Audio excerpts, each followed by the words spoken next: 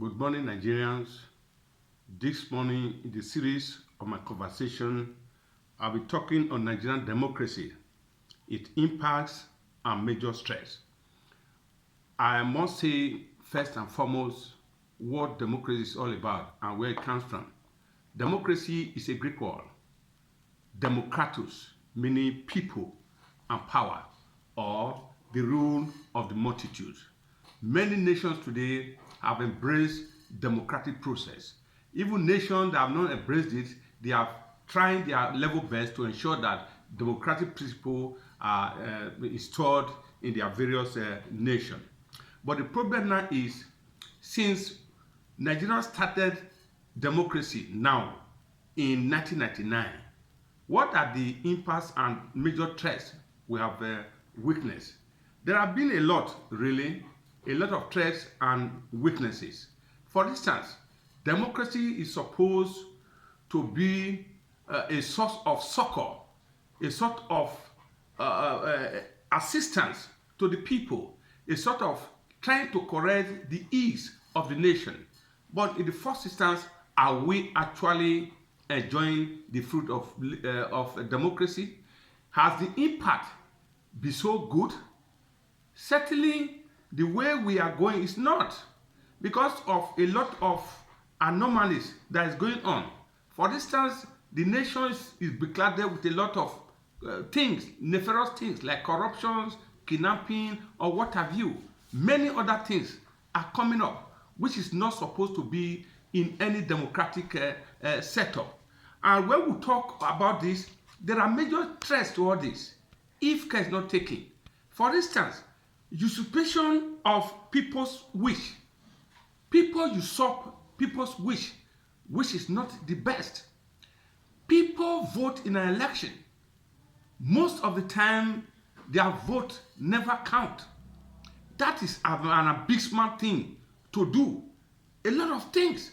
And there's no clear cut separation of power in our democracy. Writers, great writers like Baron de Montesquieu, Marxists, these are people who have worked for the theory of separation of power. But in our democracy, do we actually have this separation of power?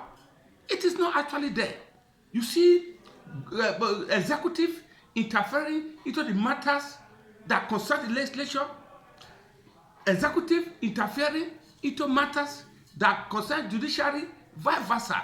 It is not actually good, and it will not augur well for Nigerian democracy. There must be a complete separation of power where each and every organs of government, they perform their duty independently with freedom without any interference. It's a very serious issue. Another issue is the unity. The unity of this nation cannot be mortgaged at all. We must be united. If we are united, there will be social development, economic development, and other development. Without unity, we cannot actually have this. Let's take, for example, let me use an empirical example. In 2012, when our late president, may so rest in peace, Musa Yar'Adua, he was a diversified Nigerian. He believed in the unity of this very nation. A disliked person. He discovered that there was restiveness in the Niger Delta. What did he do? He granted amnesty to them so that there will be peace in that very region. It does not come from that place. It comes from the north.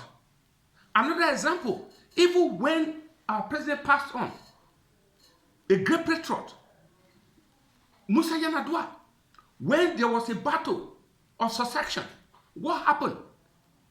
Another person who actually believed in the unity of the very nation, that we must progress. The current governor of Bauchi State, Haji Abdulkadir Bala Mohammed, he moved the doctrines of necessity in the National Assembly that paved way for Jonathan to ascend the throne. If Bala Mohammed was not a destabilized man, was not a person who believed in one entity, who believed in the corporate existence of Nigeria, definitely he would have said no and opted for another person. But I believe that Nigerians are one.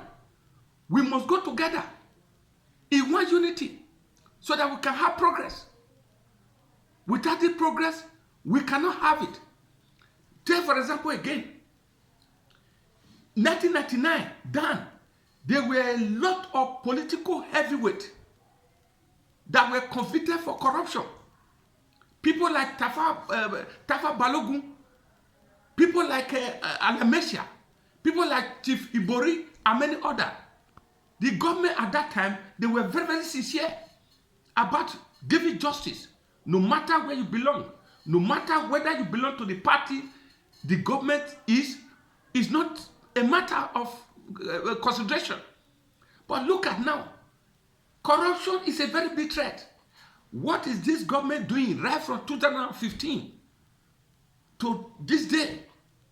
Can you boldly say this person was convicted for criminal offenses? Certainly no. If Nigerians were to go together, were to unite, we were to have a prosperous nation, we were to have a nation that our children will be proud of, all these things are supposed to be obliterated from the society. It's not doing us good. I will advise this government, if they actually want us to forge ahead, they should try as much as possible to correct these anomalies. It's not telling on us in a very good manner at all. And look at now, loan everywhere. Taking loan, who is going to pay for that loan? After all, when Obasanjo was there, most of our loans were cancelled. But today, I can tell you we're having over 94 trillion naira loan. Who is going to pay that? So the government must try as much as possible to be very, very prudent in whatever they are doing. And if they do this, definitely Nigeria will forge ahead. But with the way we are going now, democracy is under a threat. A situation where you partake in elections based on technical ground, your election is nullified. It does not talk well on our democracy. Thank you very much. May God bless Nigeria.